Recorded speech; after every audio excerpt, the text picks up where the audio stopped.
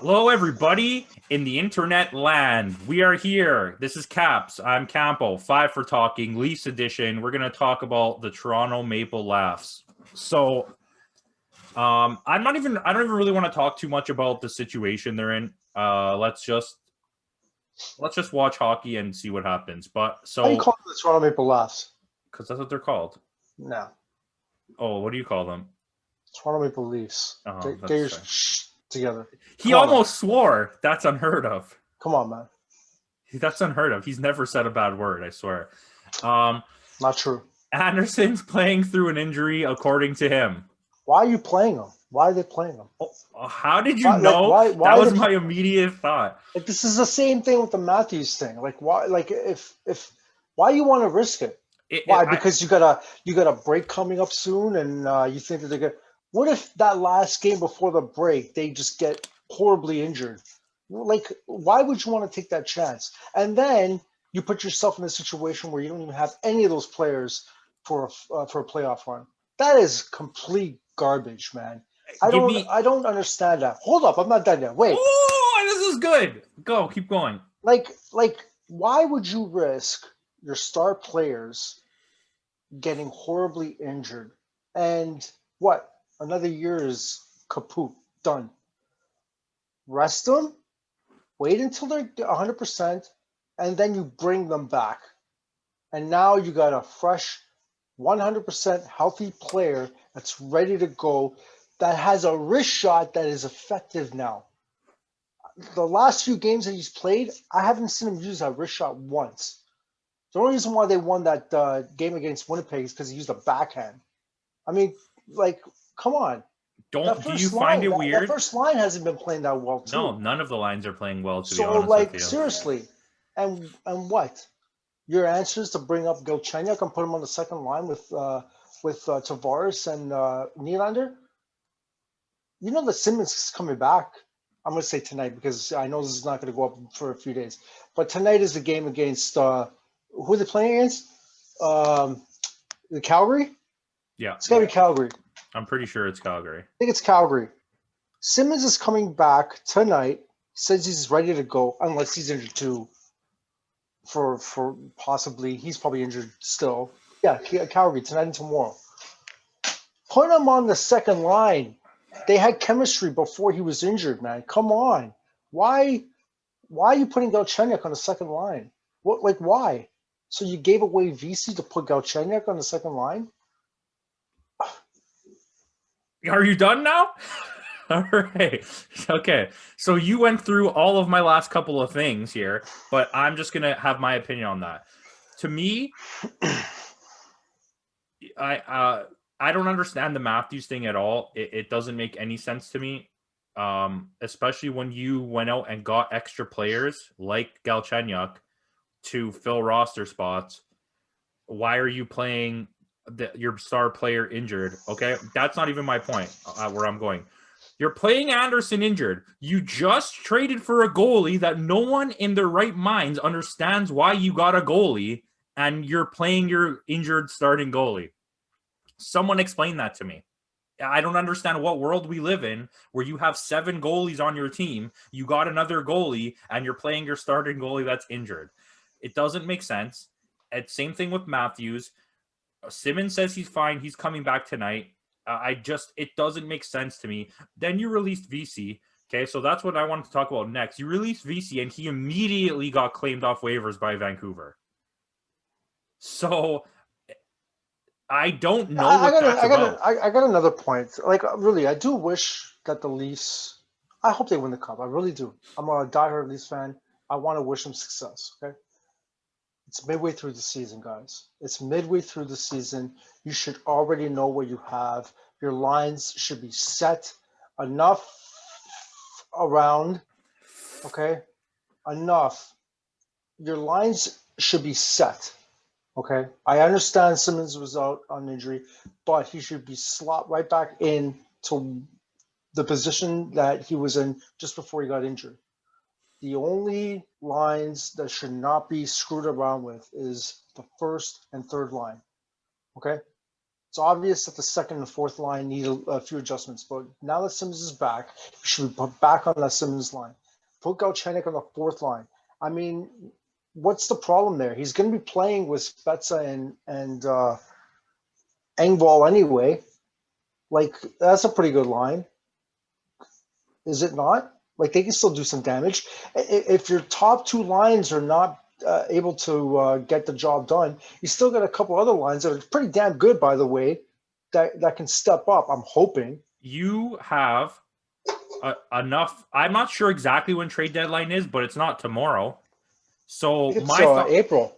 No? Yeah, so my thought process here is, why would you cut Vesey when you could keep him on the team and Galchenyuk and Simmons if you have to put Galchenyuk, and let Matthews sit out all the way until the trade deadline?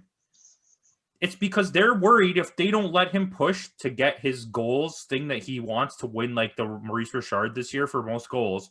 They think that he's going to be upset that they benched him. I know that's what it's about.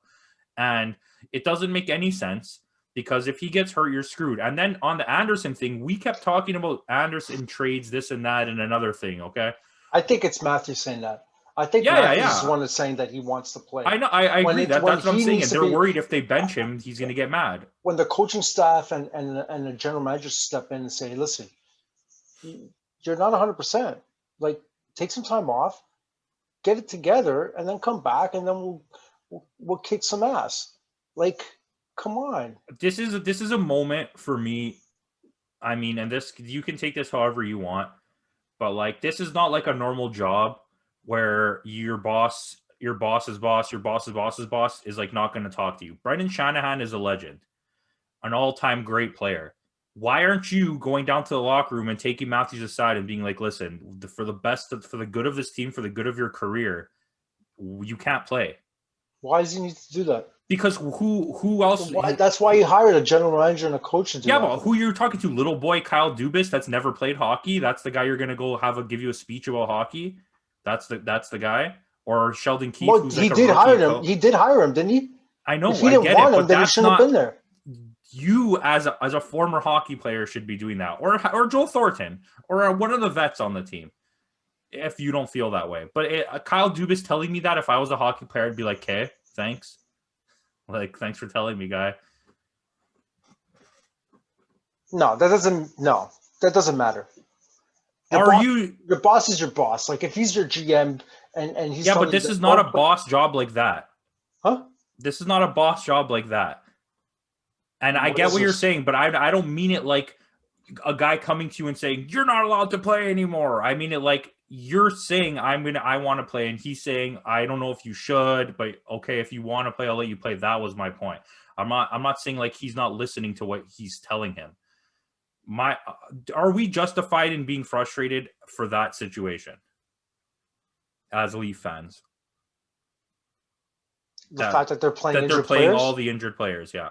They shouldn't be. They should not be playing injured players. Okay, bottom line, that's fair. They should not be playing. They should be a little more smart with that.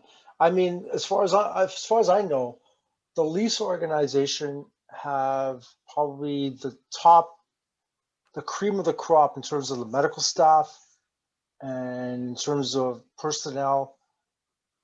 They should be making the right choices here. Like, they should be making the right decisions and doing what's best for the club and the organization.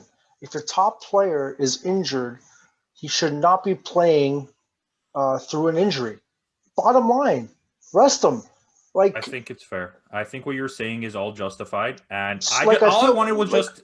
I feel bad for the guy that he might not catch that 50 goals in 50 season. 50 goals, 50 games. Goals in 50 games record. Well, at the way he's going now, he's not getting it. It's like that's not important to me. What's important to me as a fan is to see that cup coming to Toronto. That's it. That's the only thing. Dude, we got to do what's best for the team, man. Not for yourself. I agree, and I appreciate all your team talk. He's doing what's best for himself too, because he should be resting and getting back to being 100%. 100%, I agree with you. I think everything you're saying is correct. I am going to move on. So you kept talking about Galchenyuk. So I just want to say this. I actually wrote down a bunch of stuff here, and I'm going to read it to you because there was like a really big article about it. So this is what it said. Most of the critics thought that Galchenyuk was coming in to replace Jimmy Vesey. Yeah, that was the original thought process. Okay. And he would play a couple minutes here and there on the fourth line, and then he would get traded in a package as trade fodder just to like fill up a contract requirement or whatever. Okay.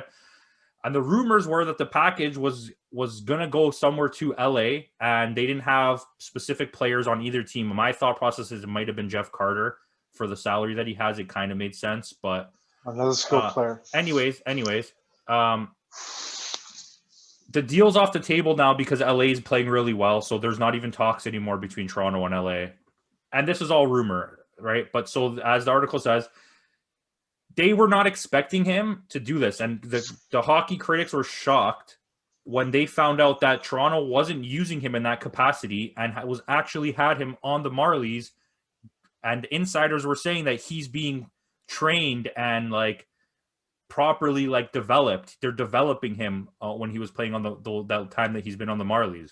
He hasn't just been there filling a roster spot. They've been properly developing him, thinking that there's some untapped potential that he has. And he has 8 points in 6 games on the Marlies. Do you care?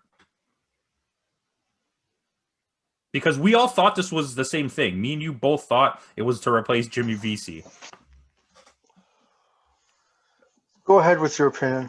I don't really have one. I just think it's really strange that this is coming out of nowhere, that they're really pushing to get to like train and develop Galchenyuk. And I mean, it's 8 points in 6 games is whatever in the AHL too, right? And I don't know, man. I don't really see the reasoning behind him. I mean, if he really does have this and it comes out, good for them. Like, good catch by Kyle Dubas. I'll give you big props on that. But I don't see the need for Galchenyuk, and it has to be something involving a trade, in my opinion. Okay, Adam Brooks has got 10 points in 13 games. And Alex Galchenyuk has 8 points in 6 games. I don't see much of a difference there. So Adam Brooks is a good player, though. Yeah. So what? If that's the case, then I just would have brought up Adam Brooks. Yeah, but you could be bringing up Nick Robertson. Okay, wait. I want to talk about this. I didn't even write this down. That's just an example. No, I agree with you, but this is something I heard, and I know this. You might get upset about this. There's multiple rumors that Robertson is going to get traded. Yeah, I've heard that too. Okay. Well, there you go. 9 points in 10 games for Robertson. Okay. I can respect the fact that Dubas there was a quote that came out that he says he's going to do whatever he can to help the team win. Or he's just going to do whatever it takes to bring in whatever he can to help this team win. I respect that. Great. I hope it happens. He needs to stop looking for damn skill players. He's got enough skill on this team. He needs grit. And he needs guys that are going to antagonize the opposition, to play physical, all that stuff that they don't have, with the exception of Muzzin and Simmons. And Bogosian. Okay. Well, you got that guy on the Marlies that was skating around just beating people up. Like, I don't even remember. That's one guy, and they have the other guy that's like a giant there, Brazo. Oh yeah, the guy you're talking about earlier. I remember. Like, you have people in the system that are able to step in. Like, dude, he needs to get guys that are physical, man. He's got enough skill. Now he needs to get something that complements the skill. All right, I don't disagree. Understand. Like, there was a rumor that says that Nick Foligno was going to come in, and that made me the most happy of all of the rumors. That makes sense. Like, I don't know how he's going to be able to fit that cap. Even Palmieri, I don't mind either, but he's not as good as Foligno. So what I'm saying, like, I don't know how that's going bode well for the salary cap of how he's going to be able to fit that contract. Like, Yeah. I don't get it. I don't know how it's done unless he just brings them in, like, and then he quarantines them until the playoffs start. Because once the playoffs start, the cap doesn't. None of those contracts go towards Apparently, the cap anyway. like I don't know for sure. This is what someone was telling me. So this is not a rumor or anything. This is what someone was telling me, that Columbus would be willing to hold a chunk of the salary. Yeah, like if you're gonna be creative that way and bring in Nick Foligno, if you bring Nick Foligno in, I'll be happy. That's great. That would be But I don't see that. fantastic. I see the Leafs going out and bringing in your favorite player on earth, not specifically him, but Taylor Hall. And I don't want more Taylor Halls on our team, and that's not going to work. You And have I the agree guy. with you. You have the skill in your team. They just need to wake up. Yes, they need defensive players that are not scared to get in the corners. I don't think they need physical players, but I agree with you that they need players that are willing to go hard when they need to go hard. And I've heard somewhere. I'm sorry to cut you off, man. Yeah, I'm done. But I've heard like somewhere that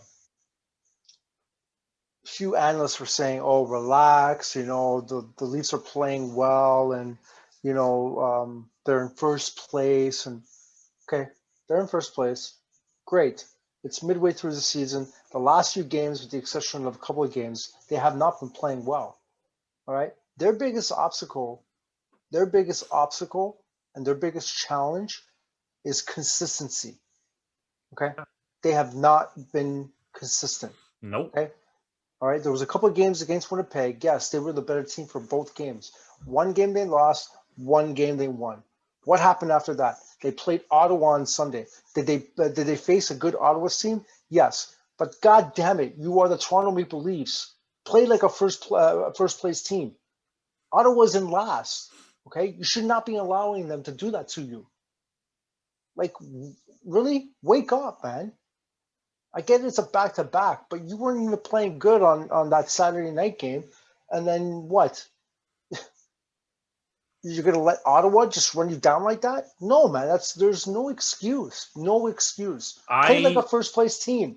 I agree and I disagree. I mean, I think what you're saying makes sense, but you're going to lose some games. It doesn't matter who you're playing, but at the position that they're in, especially playing how well they were playing and then falling off the way they did, Ottawa was a perfect chance to gain some more confidence, and they didn't. They absolutely bungled that game. Bungled? Yeah. Bungle in the jungle. Who is the team that they were having trouble against consistently this whole season? The one team. Ottawa. But you're making it seem like Ottawa's a trash bucket team. Ottawa has some players as talented as the Leafs. Okay. What place is Ottawa in right now? Like in the bottom 10. That's all I got to say. Yeah, but they're going to win games. What place is Toronto in? First place in a division that Bargo would have you believe that they shouldn't be. You should not be allowing the last place team to beat you down like that. So you're saying if you play that team 12 games a season, you should win all 12 games? Yeah, damn Skippy. No, if you're first place, you cannot be allowing a last place team to beat you down like that. Your expectation of Hold on a second. Wait. And you have an Ottawa Senators team that has inconsistent play from all the goalies. Okay? Yeah. They're juggling their goalies. Okay?